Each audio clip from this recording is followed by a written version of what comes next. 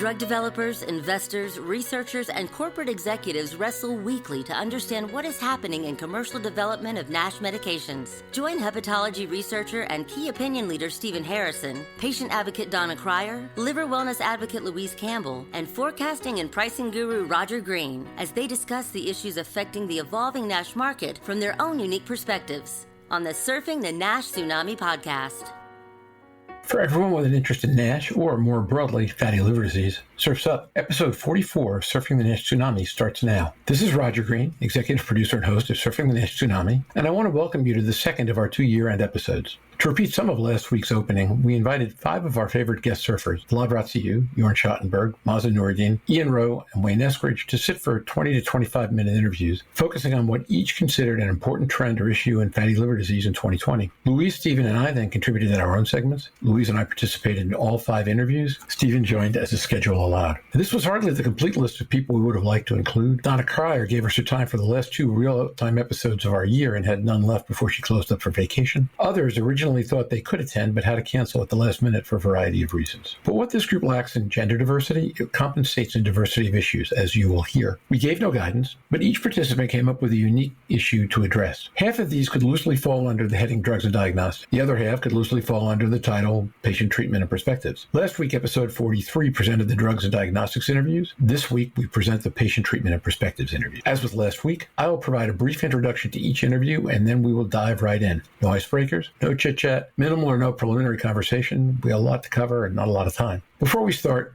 a point about the COVID-19 pandemic. Everything this year, and much of what we discussed today and discussed last week, occurs against the backdrop of the pandemic. I want to salute all the healthcare professionals who've not only done their jobs, but have also gone to the front lines and helped colleague health professionals in the fight against this pandemic. And second, I hope everyone is bearing up okay under whatever constraints COVID is placing on your holiday this year. We have vaccines starting to roll out. Things should get better. So let's all hang in there and do what we got to do to get to the other side of this quickly. And with that said, on to the interviews. Our first interview is with Ian Rowe, who joined us shortly after EASL and has been part of several episodes since. Along with colleagues, Ian has tracked every liver blood test done in Leeds, UK over the past 3 years. He will share some findings about cost effectiveness and patient satisfaction with streamlined processes, and will go on to comment on how the pandemic might change care and ways patient support can improve outcomes. Some of what he discusses is unique to the UK, but I think all of it has implications for every market in the world. This part of our end-of-year discussion is with Ian Rowe, who's been with us several times, talking about work he's doing in Leeds, what it's like to run a hepatology clinic during the pandemic, and some really interesting analysis on the study involving U.S. death records in 2017. Ian, glad you're with us today. Yeah, pleased to be here. It's been a fun year on the podcast, but different in real life, I think. It's been an interesting year everywhere, right? We're asking folks to comment on important lessons they've learned this year and how they might shape going forward in 2021. I thought it might be interesting for you to talk a little bit about your project in Leeds. Make sure that everybody who maybe did not catch that podcast knows what you're doing there, and then what you've learned and where you're headed. Thanks very much, Roger. And I think this project in Leeds started when we began to think about how we might better identify patients with liver disease in the community, and when we were talking to our colleagues in the biochemistry department about simply how many tests were being done. So we look back over the course of 3 years now at all of the liver blood tests done in the community. So Leeds is a city of about 800,000 people, just over 600,000 adults. And over the course of 3 years, there were just short of 1 million liver blood tests done across the whole city, which means that on average, each adult's having more than one liver blood test, although not every adult is having one. And when you dig into that, you see that about a quarter of those tests, one of the analytes is abnormal. But relatively rarely, those abnormalities are acted on in terms of referral into secondary care. And that really highlights the issue with liver blood testing as a way of identifying liver disease in people who are at risk, because in the context of frequently abnormal results, often those results are simply ignored, I think. Because the significance isn't recognised, because the reality is that many of those patients, nearly all of them, in fact, don't suffer liver-related morbidity or mortality. So there is no sort of stimulus for the primary care clinician or recognition that an abnormal test has led to a liver disease event, particularly when the event may be somewhat distant in time. So to try and address that, we've built a pilot study to begin to do direct fibrosis testing in a proportion of people who are identified in primary care. And we've done that using a two-step approach, so using FIB4 as a simple, cheap rule-out test, and then using ELF in the community for the primary care practitioner to look more carefully in those people where fibrosis isn't excluded. Following a positive ELF, then those patients are referred to our community Fibroscan service, and that's one of the things that has developed quite quickly in the context of COVID, where access to the hospital clinic has been restricted. So we've now established a sort of one-stop diagnostic clinic where people come and have further blood tests, an ultrasound scan if it's needed, and a Fibroscan on the day to evaluate the severity of any liver disease that's present, so that people can then come to a clinic or indeed have that clinic done by telephone to understand whether they're at risk of significant liver disease in the near to medium term. So we're seeing the right patients at the right time, patients where there is no real evidence of significant liver disease as measured by fibrosis, can be managed in primary care by their primary care practitioner in the way that addresses all of their risk factors for liver disease, whether that's alcohol-related liver disease or indeed fatty liver disease. And it's been quite eye-opening simply to see how much testing there is and how that impacts on services in primary care and how receptive primary care has been, by and large, to the changes in the service that we've put into place, so that, I hope that we're making their job easier by better identification of patients and by offering those patients easier access to full diagnostic testing. And you've been producing some research. Yeah, so we've done this sort of pilot study as a service development, but we've been able to analyse it alongside. And this is really to generate some data so that we can both support ongoing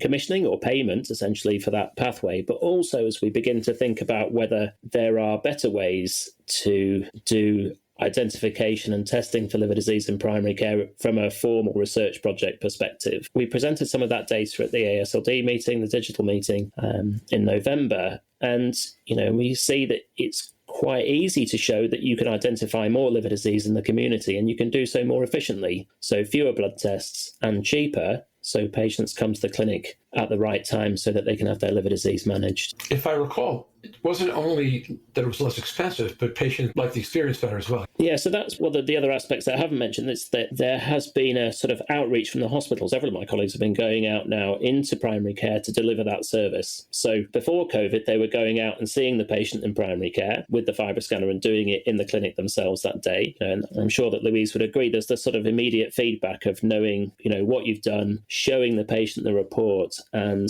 that sort of that conversation then about what the report means. And I think that helps. The change with COVID in establishing a sort of outpatient diagnostic hub where patients go has changed the organisation of the service. So what we evaluated and presented is a bit different now. And whether we go back to a hospital consultant-delivered service in primary care or whether we stick with that model, I think will depend on both the efficiencies but also on how patients view the service. Are we learning anything so far about how patients view the service? So that work is ongoing because the service change is sort of in progress. So we don't have any information yet about that, but it's being evaluated in parallel. Okay, this is a very unresearched, unquantitative question, particularly from a statistician to a researcher. If you had a guess, do you have any sense of how it might turn out and why?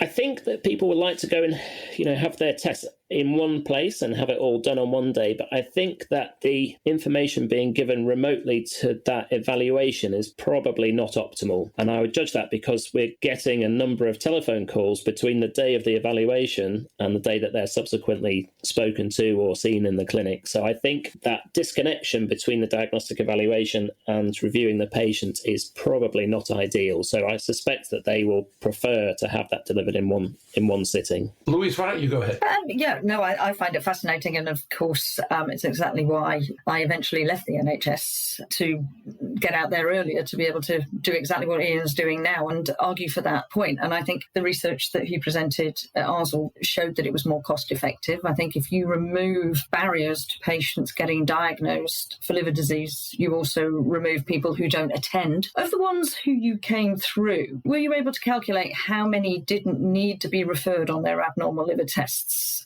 Purely because we did some stuff at Imperial and I reviewed over 8,000 scans, and for those patients who were referred just for abnormal liver function tests or query fatty liver disease, when they presented and we fibroscanned them, 92% of those patients were sent back to the primary care physician to say, you just need to manage locally. They've purely got excess fat, and send them back in a few years if you have a problem. Did FIB4 and ELF manage to remove that sort and make it far more accurate? And were you still sending some back? So it reduces it, but it doesn't eliminate that completely. I guess that's for a number of reasons. And in the sort of iteration that we presented, patients were having FIB4 and ELF and then elastography, and we're using the Fibroscan as the arbiter test. So if the alpha is a bit high and you have a Fibroscan that's low, then we tend to believe the Fibroscan. Now, sometimes that won't be right, but that's the way that we've really been practicing. Some patients will go on and have a biopsy if there's continuing diagnostic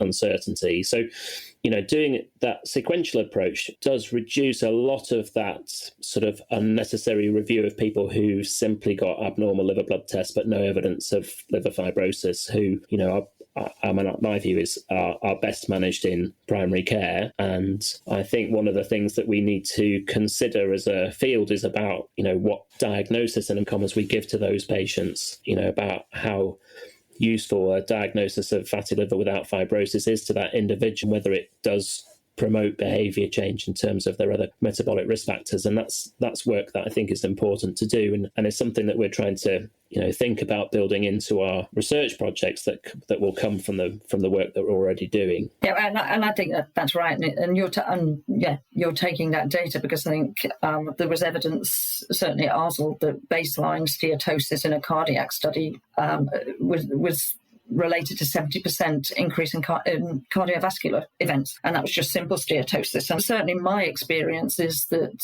8 to 9 out of 10 patients do change their behaviour when you're talking to them. But it's that continued ability, if you can manage it, to do enough scans regularly to keep that motivation. Yeah, and that lasting behaviour change is what's ultimately going to make the biggest difference to the patients, in a sort of non-pharmacological way. That's why I think those patients are best managed in primary care if we can, provide the tools to primary care that those patients have appropriate continued monitoring and re-referral for assessment of liver disease if there is a suspicion that fibrosis is developing or they're at risk of events. Going forward, do you see this expanding in the way that I think you've described really well, that local assessment of tests? And I think it depends who's doing the test, if you've got a consultant out locally or whether you've got a nurse specialist or whether or not you've got a healthcare assistant who can purely talk about you've had your scan and the results will be given to you at a later date. Is it about the level of knowledge out there? But given some of these Fibroscan lists are now in excess of 12 months long, we're going to miss HCC, we're going to miss decompensating cirrhotics. How do we get what you're showing works very well and is cost effective into mainstream healthcare? So those, I think, are really important points. And I'd say there are a few things about that. So we found 11% of people had an abnormal ALT. So out of that 1 million tests done over 3 years, that's 100,000 abnormal tests, and that's not manageable. We cannot do that. So we have to provide primary care with the tools to identify those people at the greatest risk. I think for the reasons that you've said about the waiting times for elastography and the sort of ready access to blood testing, it's my view that it would be much better if we can provide a blood-based biomarker with good accuracy that's also cheap to primary care, to build into their pathway so that they can identify those patients at greatest risk. Now, we're using FIB4. It's not perfect, but it's probably good enough for now while we try and get something that's better. So, as a resident of the U.S., I feel compelled to say the economics that we wrestle with over here, or in fact most of the rest of the developed world wrestles with, are somewhat different than the economics you folks wrestle with. I think it's an important caveat listening to this part of the discussion. That said, if the blood tests were not so inexpensive, or say something commercially single-sourced, I know these things don't cost the same thing, ELF, NIS4, CT1, or ProC3, medically it would make sense, right, to get a more precise blood marker in the middle. Will the economics of that work in the UK, or does it just have to be a cheap test even if it's not a good test? So it depends on the context of use. I hate that expression, but it really does depend on how and where you're going to use it. If you're going to use it for a sort of population level screen where the probability of finding significant disease is extremely low, then I don't think that will ever work, because you'd have to screen, you've got to screen everybody, and the number of people presenting with liver disease is not that high. If you're talking about targeted testing in the context of alcohol-related liver disease or fatty liver disease, then it's possible that it'll work. But from a cost-effectiveness perspective, it has to show that it changes the intervention that's given.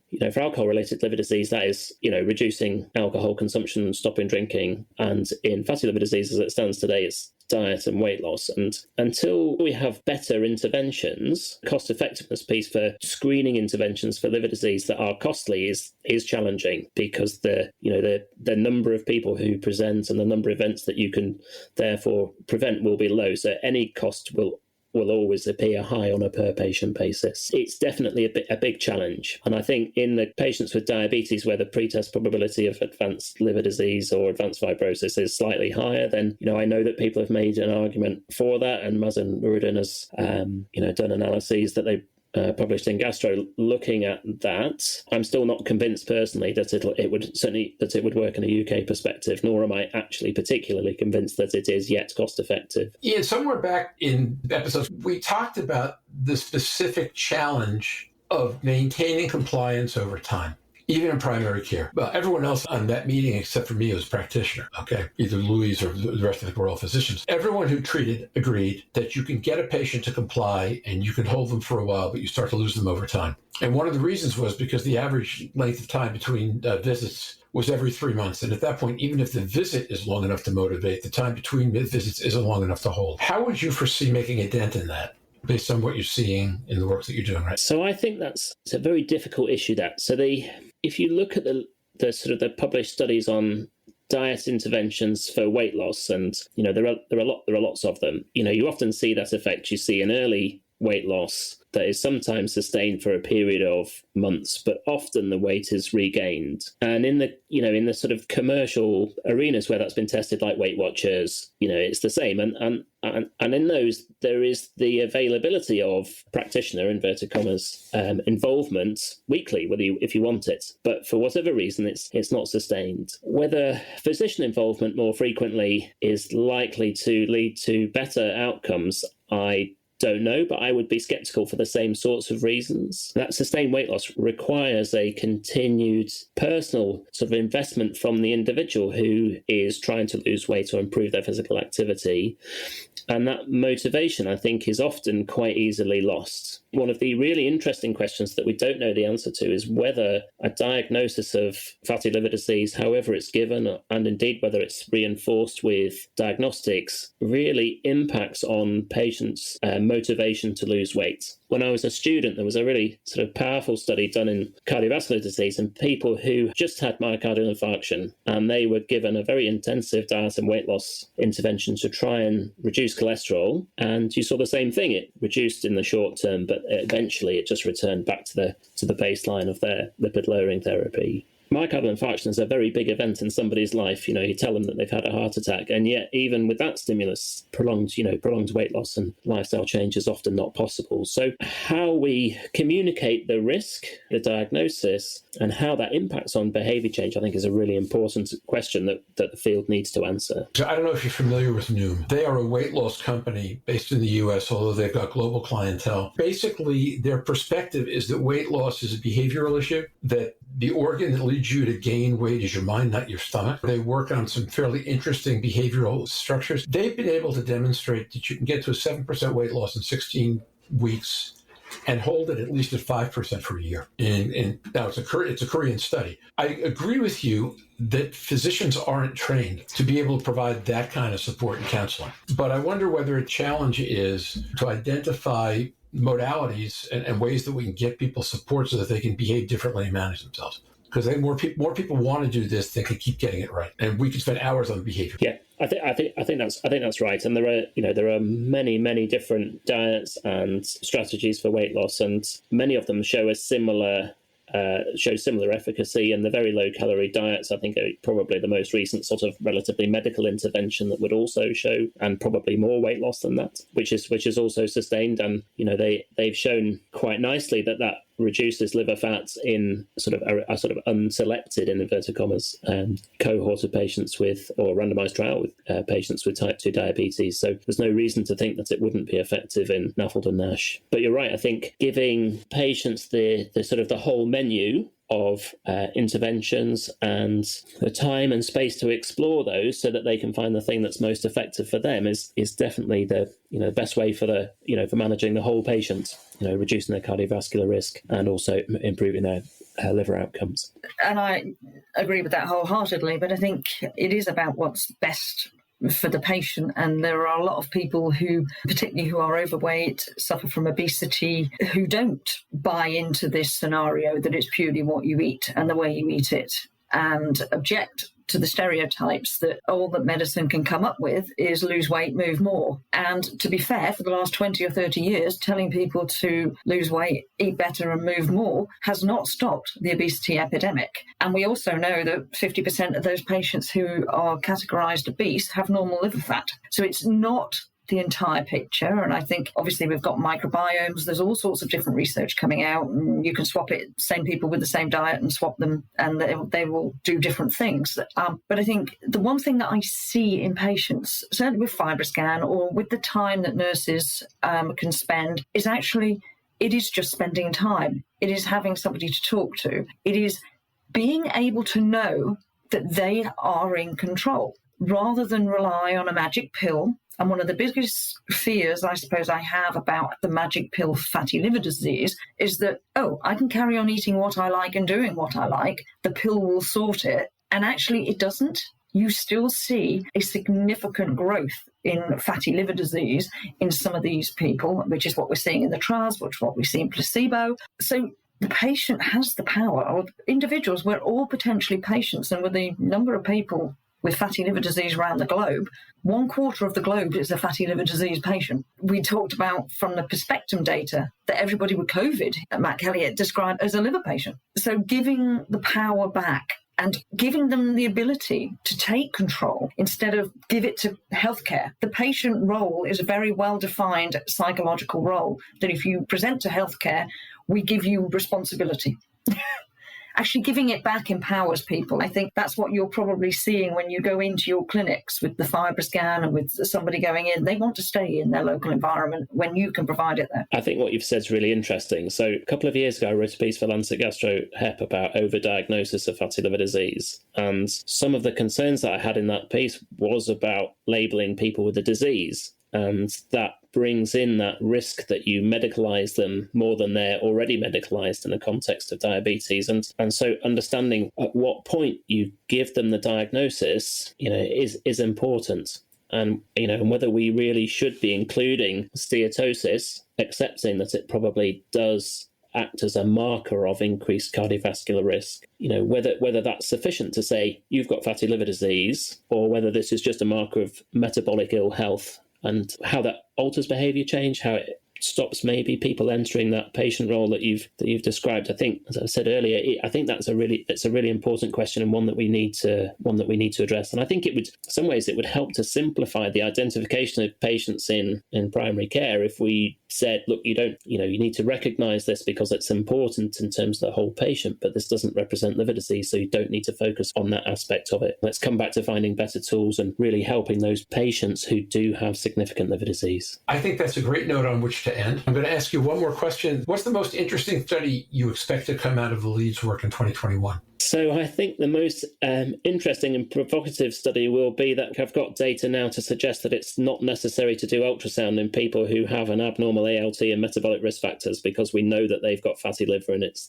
scan is just not necessary. That will be fascinating. Thanks so much for joining us. Looking forward to having you back with us again next year. And thanks for everything you've done for the podcast this year. Louise, thanks for joining. Pleasure as always. Next, we have Joern Schattenberg, who joined us first for our EASL coverage and has been with us several times since. Joern used a recent German news report about fatty liver and what you eat during Christmas as a jumping-off point for a robust discussion about the benefits of public liver education for people ranging from F3 and F4 patients all the way down to obese children and adolescents. And with us right now, we have Joern Schattenberg, who's been a friend of the podcast throughout the years, been part of our EASL, ASLD coverage, and has been on several other times. Stephen is triple booked this morning again, but we have Louise with us as well. And Joern, so what subject would you like to discuss this morning? Hi, Roger. Hi, Louise. And thanks again for inviting me for this wrap-up. And one aspect that comes to my mind immediately when you ask me is, of course, the whole public health situation here in Germany. We're facing another complete lockdown as of today. Interestingly enough, when I looked into the newspaper, I read a comment that staying home for Christmas related to COVID measures and eating over Christmas might lead to increased prevalence of non-alcoholic fatty liver disease. And I was struck by this because, of course, COVID is an expected comment in the public newspaper, but I wasn't prepared to read about non-alcoholic fatty liver in a German mainstream newspaper. And to me, this has 2 or 3 very important implications that we've discussed over the year in the podcast, and in particular the patient groups, Louise and others have commented about. I think there is a clear increase in the public awareness that fatty liver disease is a relevant and, in a subgroup of patients, serious condition. I think there is an urgent need for that, in particular to put the whole story into perspective. We're reading about increasing prevalence of metabolic diseases in the general population, about type 2 diabetes, and the fatty liver aspect has not been as extensively covered in the past. And I do see at multiple levels some changes. So politicians are starting to become interested in this. I do see an increased awareness with colleagues we're talking to. We're setting up a treatment screening strategy to provide general healthcare providers in Germany, primary care physicians, but also secondary care physicians with some guidance with regards to how to identify relevant subgroups. And the discussion in the public domain is, of course, very supportive of that because you have to adapt and be able to achieve a change to be physicians and patients living this. For an example, in the past, I've heard a lot about why should I bother about diagnosing non-alcoholic fatty liver disease in my patients because there's no treatment. Now, with a perception that it might be a relevant subgroup to provide education and preventive measures to, this is in a whole different picture. And albeit that the primary care physician or the gastroenterologist might not be the best person to do extensive counseling, I think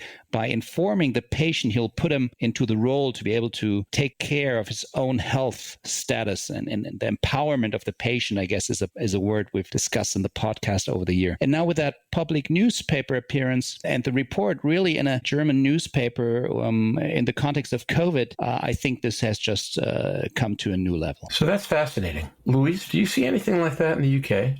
I think, to be fair, probably not. What we had was, as you're aware, an obesity strategy. And everybody talks about the obesity side and the weight loss, whether it's for cardiac or for diabetes.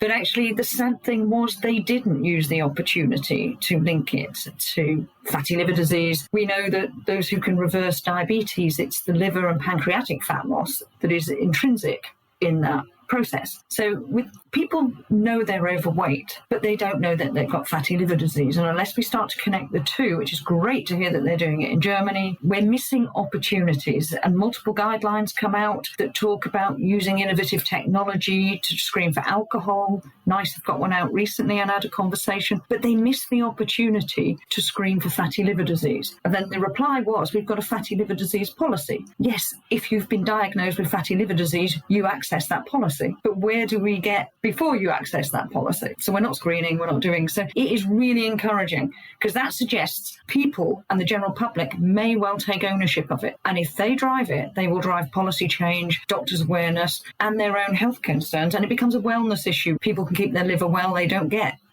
multiple diseases as a relation, and they can have some control. So I think it's fantastic news, but I'd like to see something similar here. Very interesting. And I think you raise important points, Louise, too. Along that side, I think it's important to not raise an awareness that most people are in a very severe advanced stage if they have fatty liver disease, but that this is the perfect time and point to actually start preventive measures and prevent metabolic complications, including heart disease, including cancer potentially. And we've looked in a German population, we see more cancer over time in those patients. So I think it is really an important point for a patient to take control of his metabolic health and do changes.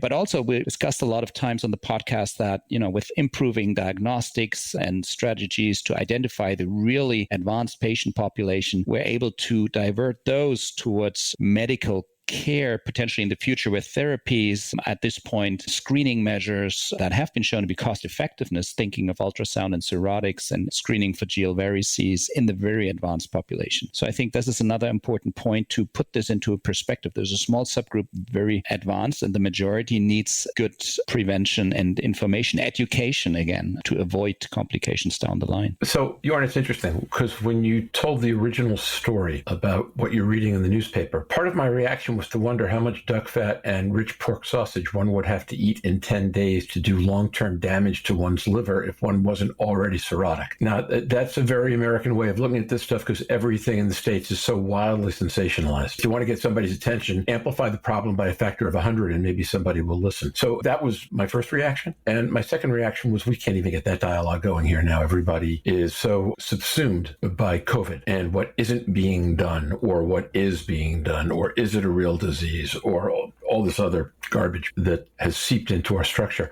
But so let me go back to the first question first. Is there a risk if you over-sensationalize the story that you tell to Germans? I know Americans would react, that they will yawn and say, well, that's not real. I do see the risk that you get a certain pushback just related to the big numbers. Those are not realistic spendings. If you put that onto a payer's perspective, there's no need for payers to be covering 1/4 of the German population for the treatment of fatty liver disease if a drug comes available. So I think that's one road where the discussion shouldn't go. And the second aspect is that if you look at secondary care expert providers diagnosing and staging liver disease patients, they also are overwhelmed with seeing 1/4 of the population. And I think here the important message is we have seeing an incredibly strong improvement in identifying patients, relevant subgroups, novel biomarkers, and we'll come up with a very robust strategy on recommendations who to screen. My perception, and I think a strategy could be to start at the very end, the ones where there is proof of cost effectiveness, cirrhotics, esophageal varices, and then of course very closely following the advanced stage fibrotics, F3 and more, because they have a short time until they hit endpoints. And then the larger majority of the patients really needs good advice, empowerment of over their health and education. And one study that I presented now post ASLD 2 or 3 times in the past meeting wrap-ups was one that was first authored by Naeem Al-Khoury, and the prevalence in the adolescents, the Nuhans database. And it showed how many young kids these days do have severe steatosis or even intermediate fibrosis using non-invasive techniques. So I think we have to put fatty liver disease in a public health agenda perspective, educate, and do a lot of prevention to be able to avoid the end stages. I was just thinking, as Joern was so describing the older population, what are we going to do? Do we do a 2-pronged approach? Any child who's obese, certainly the ones we've now got drugs to treat obesity in children. They should all be having fatty liver assessments to make sure. And some of the stuff that came out of ARSLD was startling for the under 12-year-olds. I think you presented that poster or abstract, Roger, that their liver severity was in excess of those older than 12. 2% of the under 12 population has serious fibrosis. And there were sessions on triglycerides and that, and how it affects people later on in life. So it was just the children and the adolescents are certainly a subject of concern. The dialogue Louise and I held yesterday with Ian Rowe, where a large part of what Ian was talking about was strategies for early, efficient screening using inexpensive, commonly available tests. The goal is not to be perfect, but to improve the cost efficiency of the process while identifying a significant share of population that should be treated or addressed earlier on. When I was listening to you, it kind of felt almost like a pincer movement, right? Let's work back from the folks who need help immediately, instead of waiting for people to come out the end of the fire hose, if you will, to put your foot on the hose and stop the supply, and then treat the people who are coming through, right? Yeah. So if you screen at F3 and F4, then you're treating the people who are coming through the hose already. And if you use more efficient, cost-effective early screening, then you can reduce how many people are actually going down the pipe. And over time, it feels like a 2-element strategy where together they make a lot of sense. Yeah, I think this is where we got to divert the resources in the young population, because you can achieve a lot of metabolic benefit. And of course, in the very advanced, where we have to provide immediate medical attention. I suppose the argument on that is if you target, and I've discussed it on here before, if you target children when they're younger, you change a lifestyle with a greater effect. A small change upstream makes such a big effect downstream. But also, if we're educating children, we're actually also educating the families around those children. So you get a greater return for the investment of education. And I have yet to ever Fibroscan a child and the parents don't immediately change not only the child, the family, and everybody else's diet or lifestyle around them. We're going to have to do it 2-way, because the rate of obesity is so much faster than we can ever do research in real time. By the time we've ever done research, published and got it approved, we're 68 times more likely to be obese, because this doesn't come until 2030, and we know obesity is increasing, or predicted to increase by 65% by then? So we need to do something now and take a leap of faith to try something new. Otherwise, healthcare is overwhelmed. Forget COVID, healthcare is overwhelmed. Well, and COVID won't help, because, as we know, people with fatty liver are susceptible to worse outcomes in the presence of viral pandemic. So there's a circularity there. Louise, I don't think it's an either or, though. Okay, I mean, one of the reasons we've talked about this on podcasts also, one of the reasons I've been fascinated by lean NAFLD is that lean NAFLD patients tend to be faster progressors with fewer comorbidities, which means they are likely to be the most efficient immediate investment that you can make in a healthcare system, because you're on a fast way to the expensive outcomes, which could be HCC, which could be transplant, which could be the last year of life. Those are the places where money gets spent here, real money on a per patient basis. So to be able to manage those patients provides a health benefit and an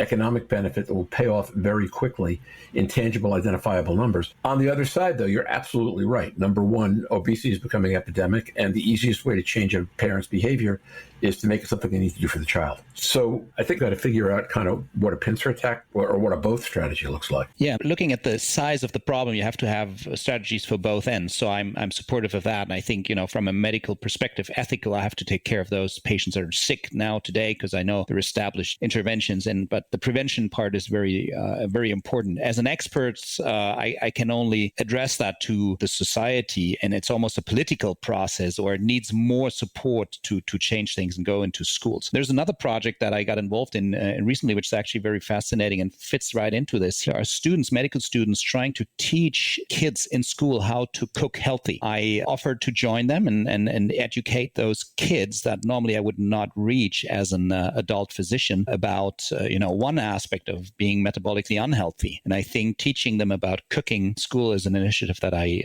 couldn't be greater, because you address food and responsibly caring or responsible nutrition in this very young population. It's a fantastic thing, and all children really should be taught to cook at school, but otherwise you do rely more on processed meals and takeaways and all of that. Excellent. Yes, I wholeheartedly agree. If the two leading dietary problems leading to obesity and fatty liver and all the entire metabolic galaxy are sugar drinks and trans fat-laden foods, A, teaching kids to cook solves that, and B, if you can teach them to taste, then over time you can develop a palate. One of the things I learned when I had to lose 50 pounds is about taste. If you have a diet that's rich in sugars and fats and salts, it destroys your ability to taste. And as a result, all the subtleties that are in healthy food that make it so interesting are just tastes you don't access. If you can teach kids to cook, and while teaching them to cook, and teach them about all the problems with sugar drinks and trans fats, I think you can have a profound impact pretty quickly, particularly if they take those home to their parents and listen to them. But yeah, absolutely. If you look at it from a slightly different angle, these companies put these products in for a reason. They stimulate the right areas of our brains. They stimulate the fun, the sensors, and the addiction parts.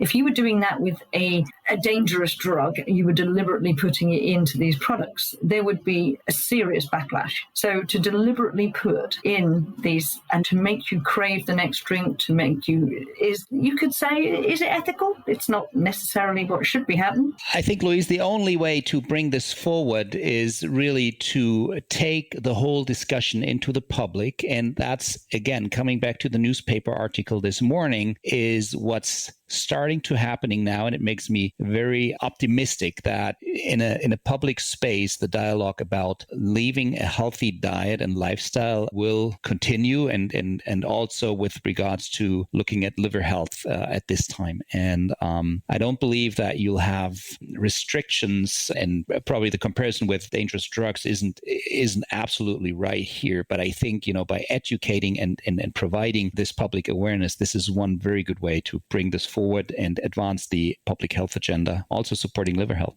Oh, absolutely. So how much of the discussion about healthy diet lives in the society already anyway, and extending it to fatty liver is the change as compared to simply an elevation in discussion of diet? Because here you can read about diet 18 different ways, and fad diets and solid diets and all that stuff in major publications, and people go through phases. But I don't think we've ever had the kind of discussion you're talking about, Yorn, where people focus on, you're going to do your liver damage if you eat this food this week. Very important point, Roger, and I think I'd like to underline that also from a perspective as a physician when I talk to patients. I think highlighting liver health pinpoints one aspect of metabolic health that helps the patient to actually focus, because you can be overwhelmed by recommendations to eat less, walk more, and be more active. But if the patient has a parameter or an organ that he can reflect to and that he can get tested and see some results,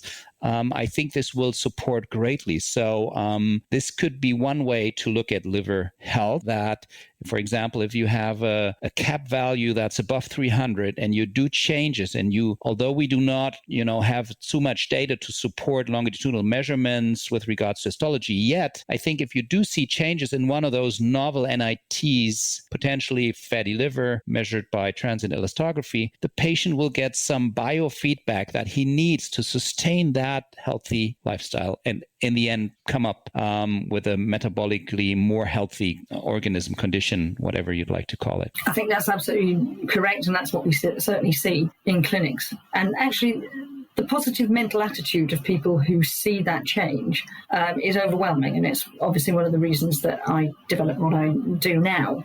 Everybody should have the opportunity to make those changes if they need them before becoming a patient. You can avoid being a patient in some of the areas, but it really is amazing to see that positive lift that people get from changing a parameter even on minor changes in their diet or their lifestyle. They get such reinforcement. Joern's absolutely correct on that. And I think, the field hepatology as such, you might say, why do you need the liver to pinpoint that? It has been so creative, and the studies we're doing now are giving us so much detailed information on changes of biomarkers to actually relate this to outcomes and improvements of metabolic health, that the entire study world out there exploring metabolic drugs on liver health will help us to provide patients with the information they need. How and in which way should I look at my parameters to benefit in the end? And I think that's why hepatology is such an attractive and very innovative field now, at least from my perspective. And of course, having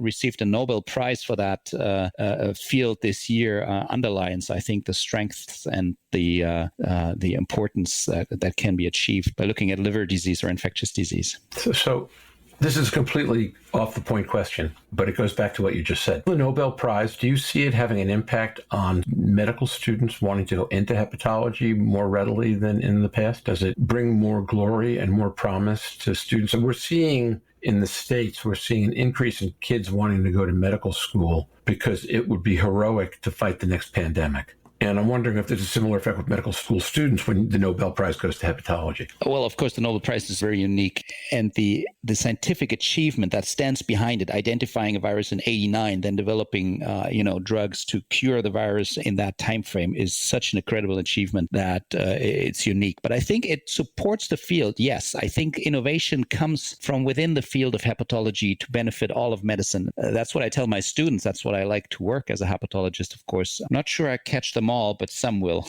So how would we like to wrap up? Yorn, is there a specific message that you'd like listeners to take forward in terms of what they might want to think about doing differently or focusing on in the year ahead or paying more attention to? Yeah, I think it's been an incredible year. And, living through the podcast has also been lots of fun with you. So thank you to you and the team, Louise, and everybody who's joined me whenever I was online. It's been an incredible experience. And thinking about the field of liver disease, as I mentioned, I think we're seeing such a dynamic change with regards to understanding liver pathophysiology and liver disease as a driver of health.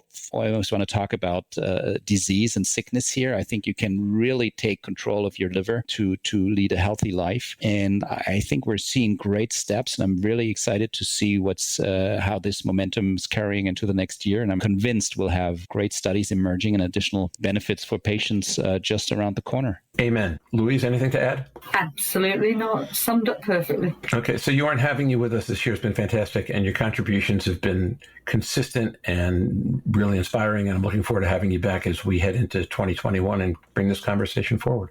Have a wonderful holiday season. I hope you make it through the lockdown in Germany and in good physical and mental shape, and that you don't eat too many of those foods that would destroy your liver over the course of the next 10 days, as your newspapers tell you.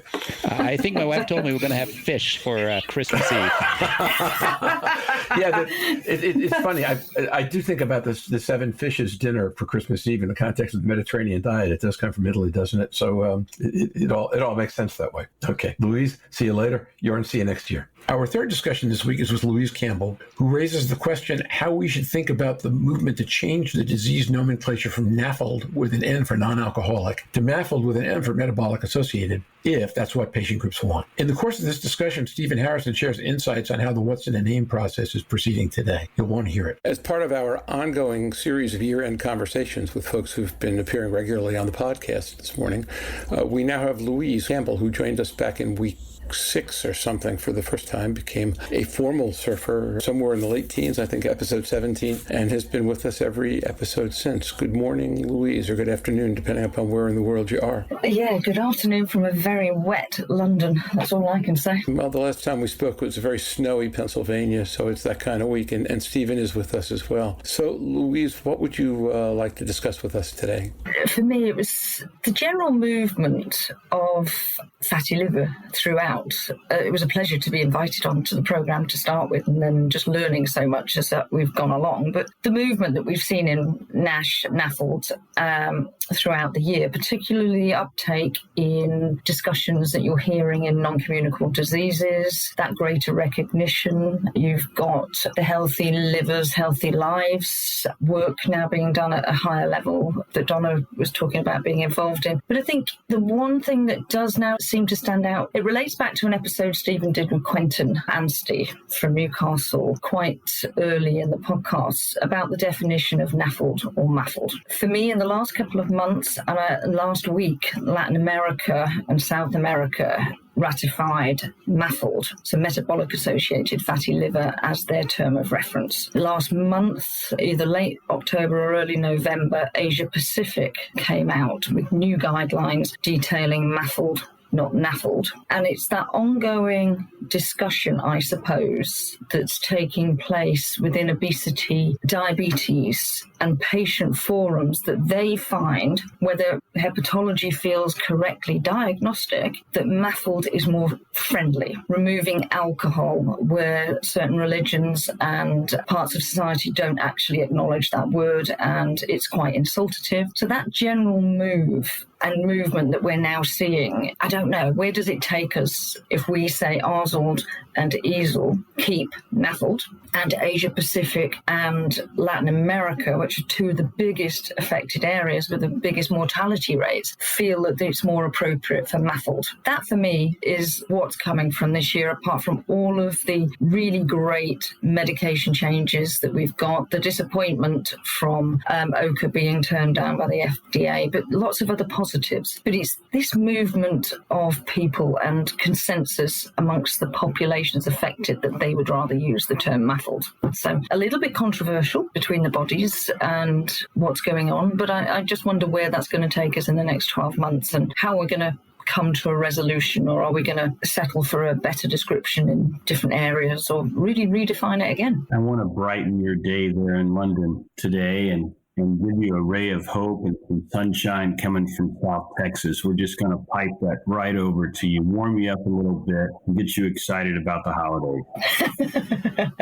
First of all, I'm excited by the fact that there is discussion in this field about the nomenclature for how we define this disease, because at a minimum, what this does is it gets people talking about it, and it gets lots of different organizations coming to the table and having a debate. And with healthy debate, I believe we will be able to further refine and define exactly what we're talking about with this disease. There's no question that non-alcoholic fatty liver disease is defining what the disease is not, rather than what it fully is. But I think there are different perspectives of this, in the vein of there's the idea that we need a name to kind of pull everything under one roof that's associated with the concept of dysregulated metabolism that leads to excess energy in the liver that results in lipotoxicity and its downstream negative impacts on stellate cells and collagen. That's what we're talking about. Now, the issue with just straight up changing it to MAFLD is there's not a real definition for MASH anymore or NASH.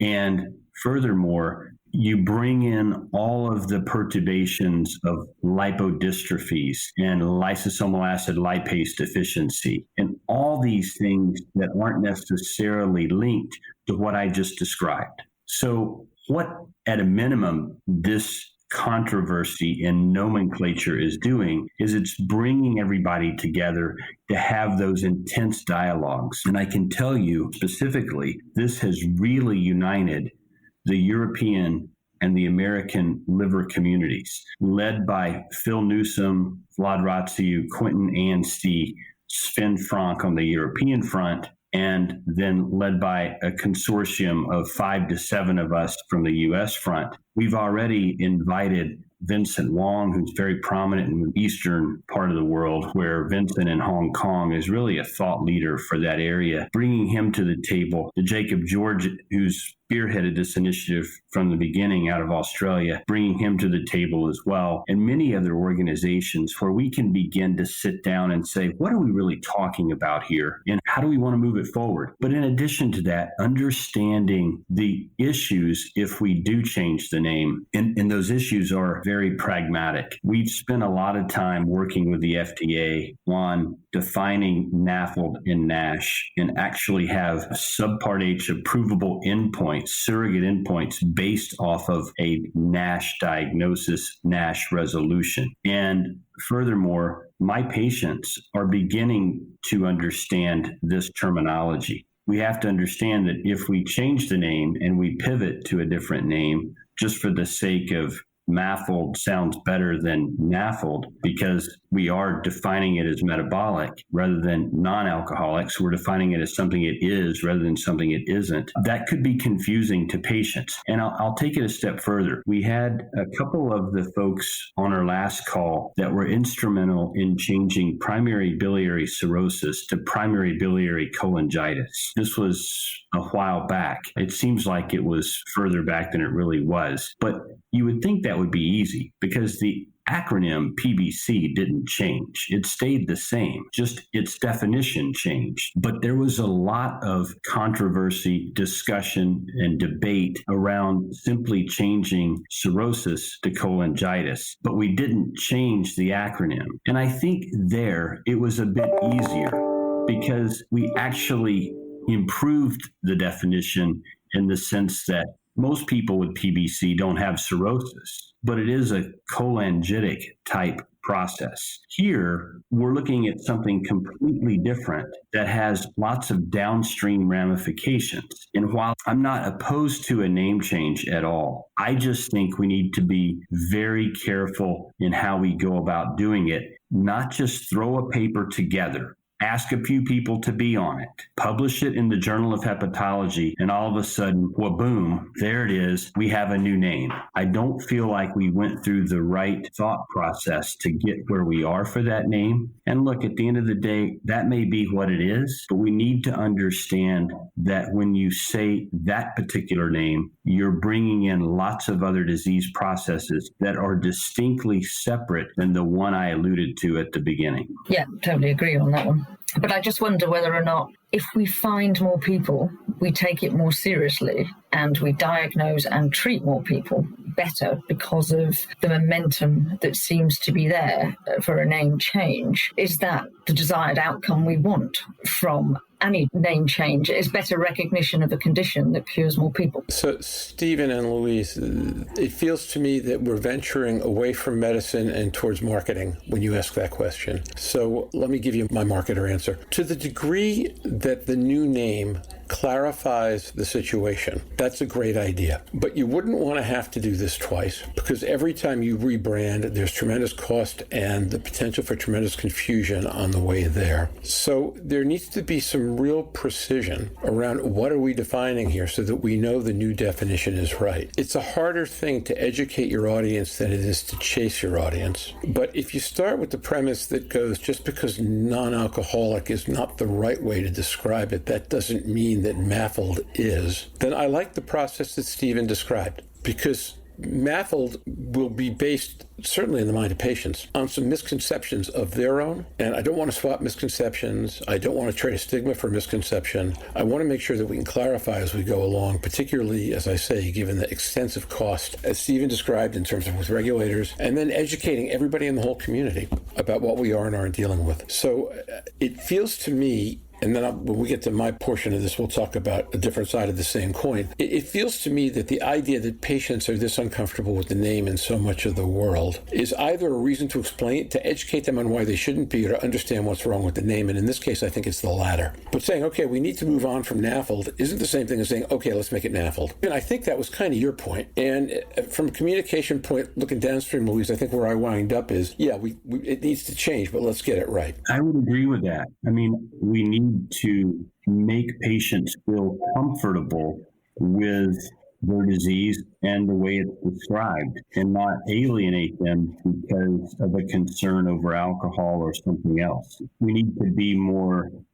thoughtful about it and not just jump on the first thing that gets brought up. Yeah, and I agree. I'm not necessarily advocating for MAFLD or arguing against NAFLD. I'm just listening to the conversations out there that you can see, and people have certainly tried to take a hold of it. And it's the first time I've really seen Society of Obesity and obese patient groups take on liver or be happy to recognise within that. So that was interesting to see. The same cardiovascular. We're a long way, and I think Stephen's right. It's got to go through due processes. So what the name will be eventually, I don't know. And that's what we're doing here. We're galvanizing various groups to come to the table and have a discussion. And if it didn't do anything more than that, then it's done a great thing in 2020. And hopefully we'll continue that dialogue into 2021 and achieve, a way forward that everybody's happy with. And at the same time, we brought disease awareness to a whole lot of other people. And Stephen, I agree with that. Now, I want to go back to Louise's comment, though, because thinking as a marketer or a communicator, I heard that a little differently also. One of the things we've talked about on the podcast from time to time has been the interconnectedness of the various conditions and the idea that treating obesity is really hard. But I know Louise has made the comment on several occasions that if you can explain to an obese patient what the nature of the problem with their liver is, you can get them to take it more seriously.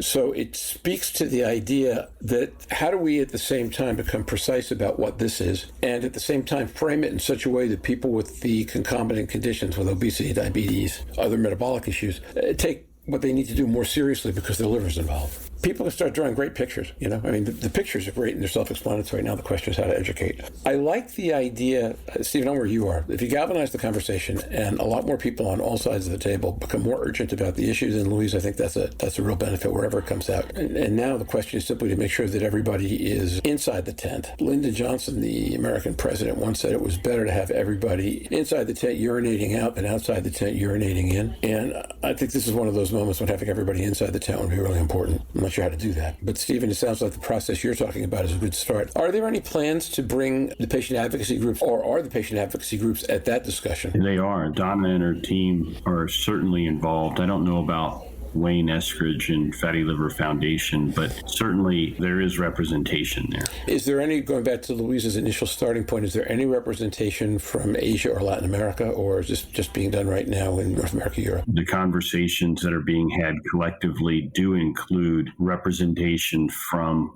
all corners of the globe. Patients or just the docs? Right now, just the docs. Well, that feels like a next step when you all get there. But I agree with you, Louise. I think it's an important and exciting issue and something that we have to get right. And it probably will mean, I suspect, over time, vacating NASH and NAFLD with all the complications Stephen's described that's going to cause, if I had to guess. Stephen, you're a lot closer to it than I am. I'm just thinking of it from a practical communication point of view. If you had to bet, would you bet that NAFLD and NASH will be the nomenclature as far as the eye can see, or would you bet that will change at some point in time? Or is it too early to make that bet? bit? I think it'll eventually change. We all want something that gets to what we're dealing with more specifically rather than just defining what something isn't. But the problem is we don't fully understand all the mechanistic components of the disease. So in the meantime, we want to keep it rather broad until we do have a better understanding. And I think that understanding will come with all the omics work that's being done, whether it's proteomics, lipidomics,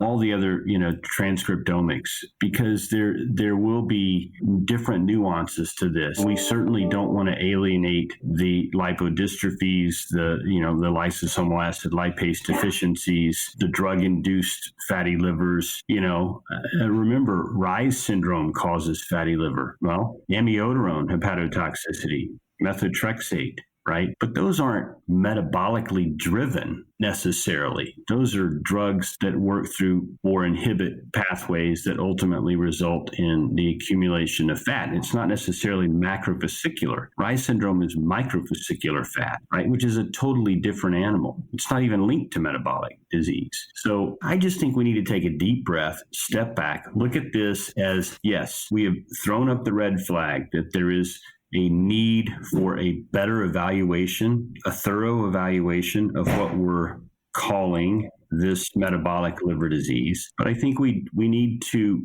make sure we do a thorough enough analysis that we realize all the blind spots and that we don't just rush to a name change. And that's exactly what happened here. And I can't reiterate that enough. It was one guy calling a couple people together, cobbling a paper together, and literally overnight submitted it, published it, and now everybody's in this big banter about MAFLD versus NAFLD. And let's look at it for what it is. It brought awareness to an issue, and it's synergized lots of different liver disease groups around the world to come together and really take a hard look at this. And I think that's exactly the democratic process that needs to be applied to this situation. It's funny when you were talking there, the phrase that you take a sledgehammer to crack a nut came to mind, because sometimes it can take years to get doors to open because nobody's brave enough to use that sledgehammer. So whether or not we like it or not, when he took that sledgehammer and published that piece,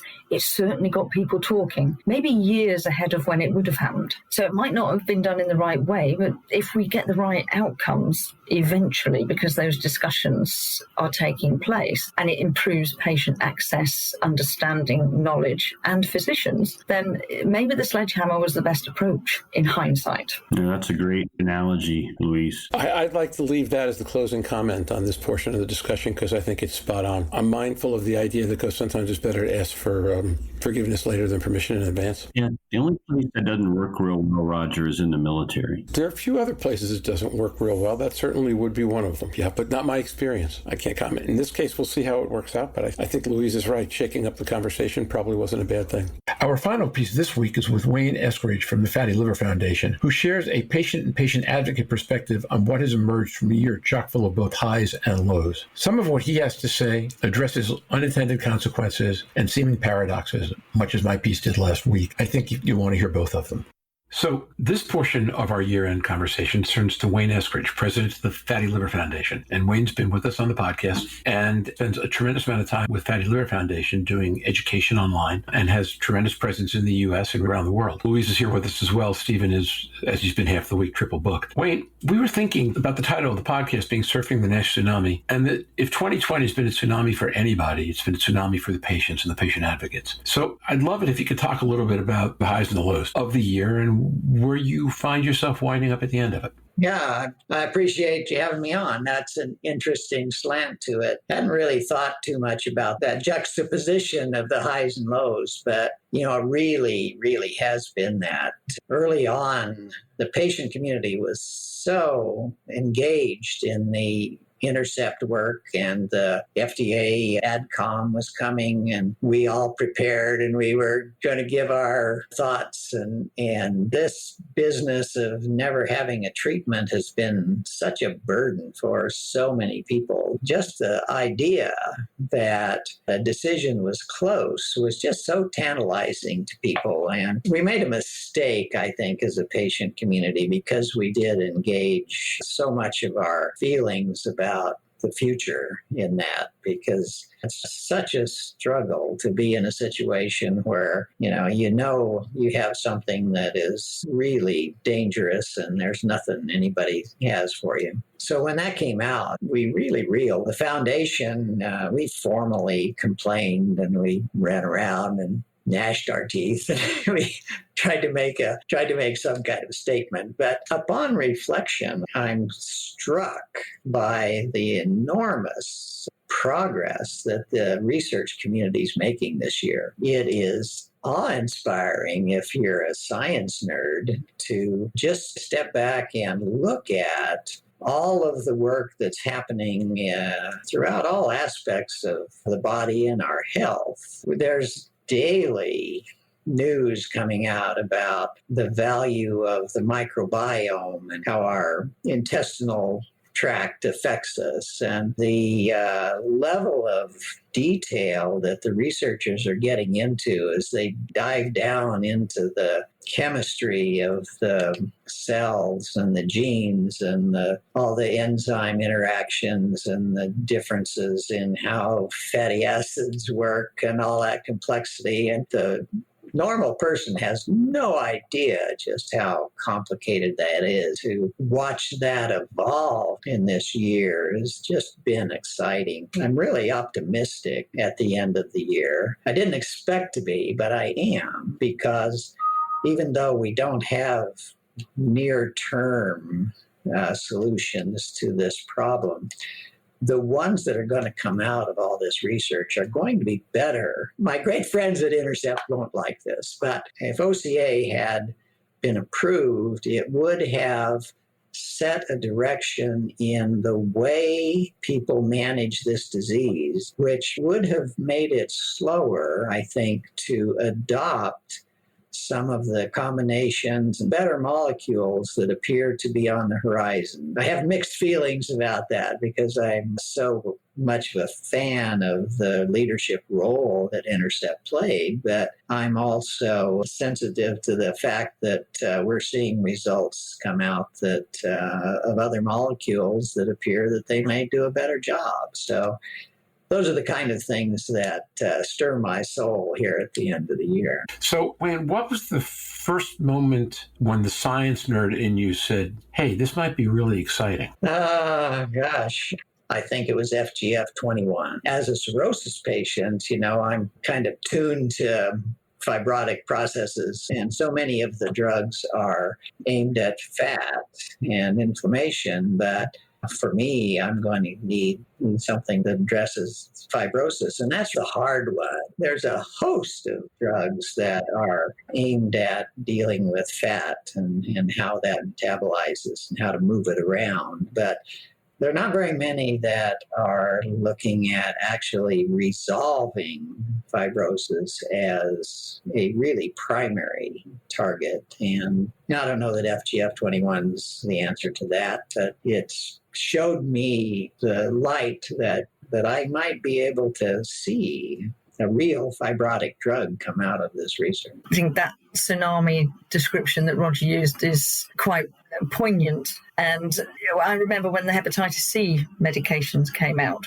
and telaprevir and boceprevir, and everybody was clamoring for the first release of drugs that helped the interferon products. But it was a case of you're going to get other waves of drugs. And maybe not the first wave is the one you want to be on with the drug-drug interactions. And that's exactly how it came about with hepatitis C. So it is exciting to see something similar. I know a lot of science nerds, and I know how they can just dedicate their entire science career to one pathway, whether or not, how long it will take us to get some of these exciting developments into clinical care and out of somebody's science lab, because that's where I want to see the potential. I'm not a science background in that respect, so that is way above my head, these pathways and stuff, but I'm more the practical side of how you make that science applicable to improving patient care. So do you think there's a risk of it staying on the bench Wayne, or do you think all of this is exciting in the next few years or longer? Well, there's a lot of steps between some interesting early results and actually having something that works. But I think that the quality of the work that's being done overall says that this is a far more tractable problem than we thought it was a couple of years ago. The level of sophistication that's being applied was even undreamed of by the profession 5 years ago. So I'm very, very confident that we're going to see effective therapies. How many jumps we have to get past to get there, I don't know. As I think about other things that have inspired me is the move towards non-invasive testing, because one of the great hurdles that we have is that we don't have very useful screening tools. From the foundation's perspective, our whole goal is to intercept people before they get sick. There's no reason why any of us really have to have this disease because our lifestyle leads us into this problem, and we find that if we can capture a teachable moment with a patient where we can genuinely get to the heart of their understanding, that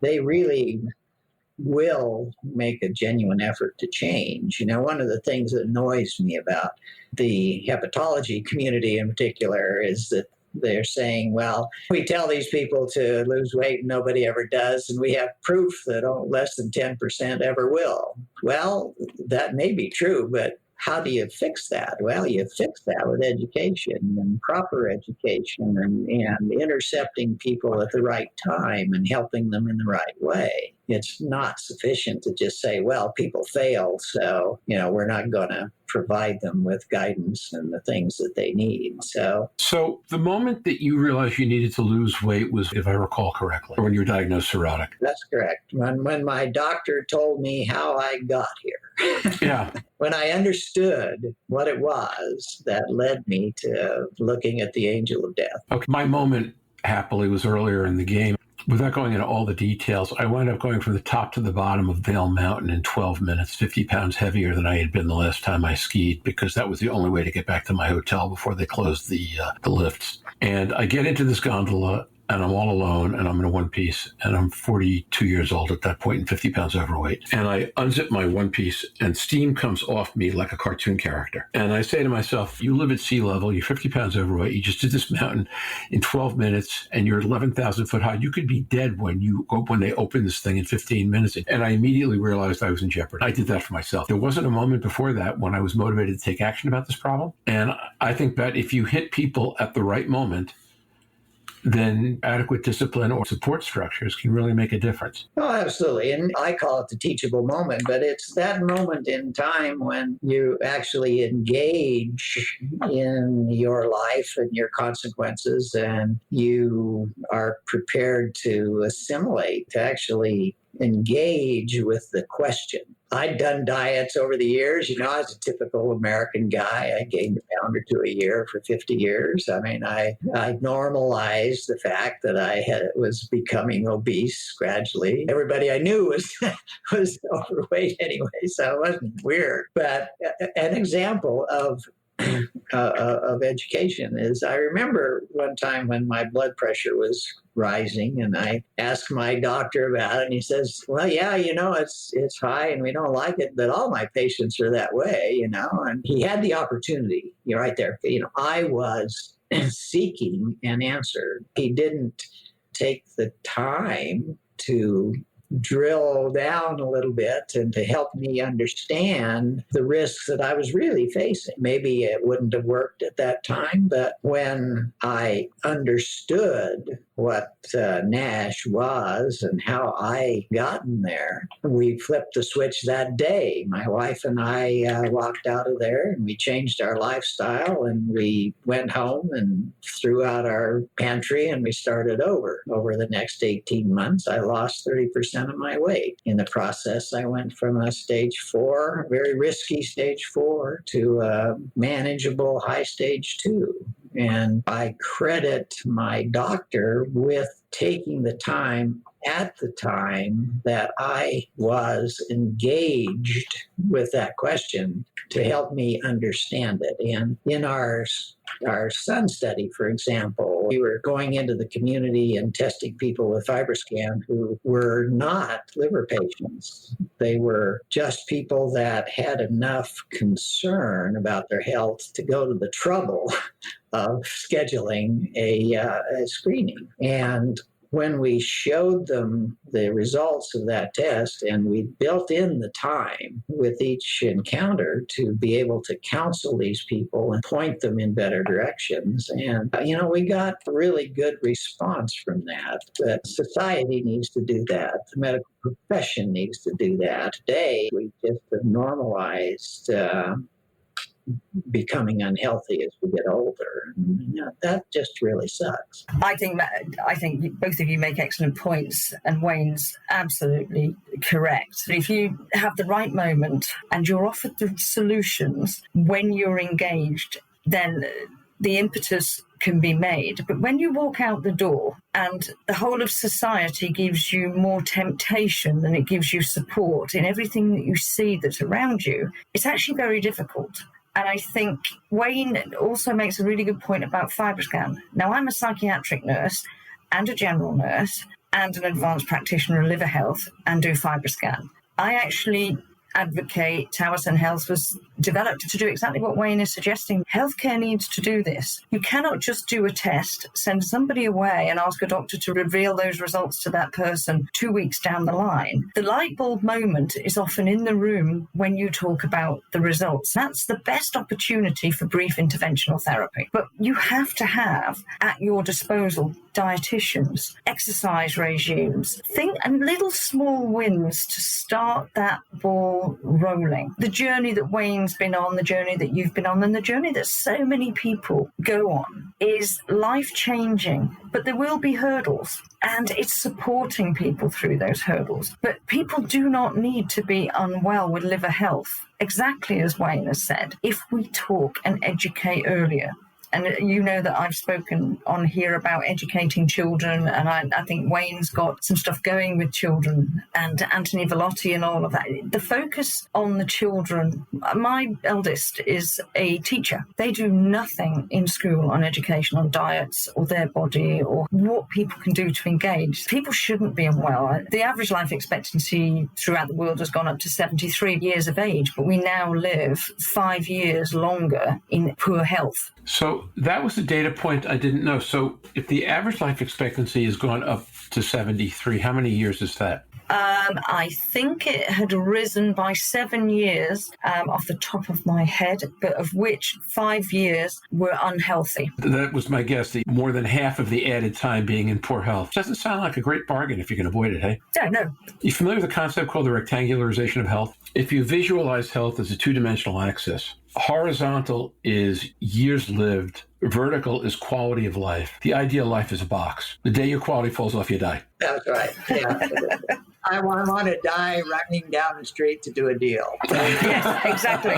Yeah, that's exactly right. That's exactly right. I just went out and bought myself a bicycle as a end of year present. I want to die in 25 years at mile 38 of my 40-mile ride, and then I'll feel like that's pretty good. But what you're describing, Louise, is exactly the opposite of that, right? That all you're doing is buying yourself a bad tail end. Yeah, well, I suppose that's what the World Health Organization and the figures are saying, is that we might live longer, but healthcare, the burden it appears to be greater. We're dying of non-communicable diseases rather than communicable, although third and lower and middle income countries still have a higher proportion of communicable diseases causing death. But it is difficult to say, yes, we can help you in the West live longer, which skews the figures for the whole world, because if we live 10 years longer, they in different regions, but it averages out. You're just going to be sicker for longer. But we can avoid a lot of that in many of these diseases by keeping people healthy. Healthcare is all about illness. It's not about health. I don't think the National Health Service, love it to death, is a national health service. It's a national illness service. We respond to illness. As we've seen in COVID, it's all about protecting the health in any country. So we now need to change the focus by promoting health from an early age to stop people becoming unwell so that we can really focus and target our costs on people who are unhealthy or just ill. We're not going to be able to change most of that, but we can do an awful lot. We do have that ability and power if we have the political will. With your psychological background, you're well aware that if people have intensive support for a short period of time after they come to this teachable moment, that they're far more likely to be able to engage long term. You can't strike some people in the office and have them go away and not have any follow-on support, because it takes a while to get those to be part of your life. My wife and I are unusual because we were able to absorb that information and make the switch. We didn't require that help, but I know that the vast majority of people do. And that's where we fail. I mean, we don't make any effort really to provide that. And I agree with you 100%. Having treated hepatitis C for an awful long time in people who use drugs, they're not necessarily ready at the first time or the second time, but you must keep engaged. And due to engagement, you will find that moment. Keeping the engagement going is so important. You made a comment earlier that we comment on a lot, that the easiest solution for most care physicians or nurses is move more, eat less. And it's the solution to everything. It's the solution to their tick box exercise to say, I've said something to do and therefore I've achieved my goal. It's not necessarily the right thing to be saying. And I know lots of people get offended and frustrated by that being the consistent message that seems to come out of healthcare. So at the risk of being disrespectful to my physician friends, some of whom I don't think this is true of, one of the things that I always remember is that the thing that you have to do to get to be a doctor is be very good at taking tests and very good at studying usually, which means two things. Number one is certain things about in marketing research where I come from, they're very good at psyching out questions. So if you ask a doctor a question in marketing research and he knows or she knows what the answer you want, you're more likely to get it, whether it's true representation or not. But the other one is that physicians in general spend a lot more time studying and a lot less time interacting. They tend to be a little more introverted as personality types. And the net result is they might not have, nor were they necessarily taught, the inventory of skills necessary to step into a moment like that and manage the human interaction in a motivating way. Maybe we're asking too much of them. I think that's right. It shouldn't be necessarily the role of the physician to provide all of that. The system should. We want the doctor to spend his time learning how to diagnose us and to find our problems and to help with the real medical issues. And we should have systems and people whose goals are then to help us accomplish the things that are prescribed for us. So I don't want the doctors to become the nutritionists, really. It's a poor use of their brain cells. I want them to catch the things that I am subject to and help me medically. But with the issues of life and the day-to-day way I live and the way I manage my family, I still need access to the right tools in order to accomplish those things. Do you think there's enough access to the right tools, though? Oh, there isn't any at all, really. In modern America, it's really hard to even actually have nutritionists that you can talk to because so many payer systems don't really think nutritionists are medically necessary. They're literally worth their weight in gold these days. Those are the kinds of things that are missing. And just someone that you can talk to at a price that's reasonable.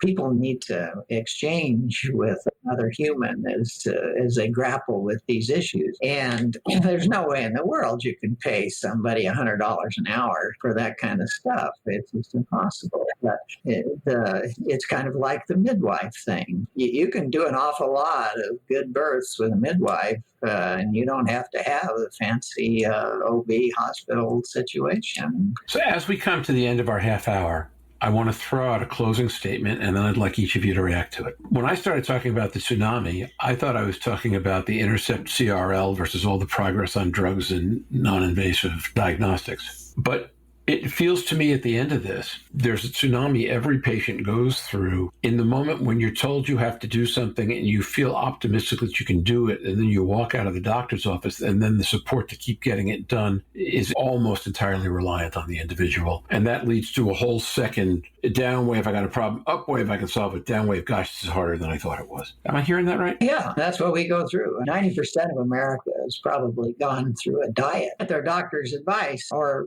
because they wanted to wear a bikini better, but they yo-yo up. We try to do it, we don't succeed. And after your doctor's told you 4 or 5 times and you've tried it and failed, pretty soon you just accept your failure. And once you have accepted the fact that you're not going to be able to, and you aren't therefore willing to put the effort into it, hope is pretty much lost until you really get hit broadside with a big 2x4 or something. It makes sense. And if I hear you right, you had a doctor who said to you, hey, it's okay, nobody else can get it right either, don't worry about it. Basically, yeah. I mean, he didn't take the opportunity to motivate me. Exactly what Wayne was saying. If people don't get that support, you go through those waves of starting feeling enthusiastic, and then you go on that downward trend, you think you've failed, and that negativity. Healthcare, we all know, psychology, you will get far more out of any individual with positive reinforcement than you will get out with negative reinforcement. The problem is we don't invest in the positive reinforcement that could be provided, and therefore we reap the consequences of the negative reinforcement, which is continued ill health and failure. So we do need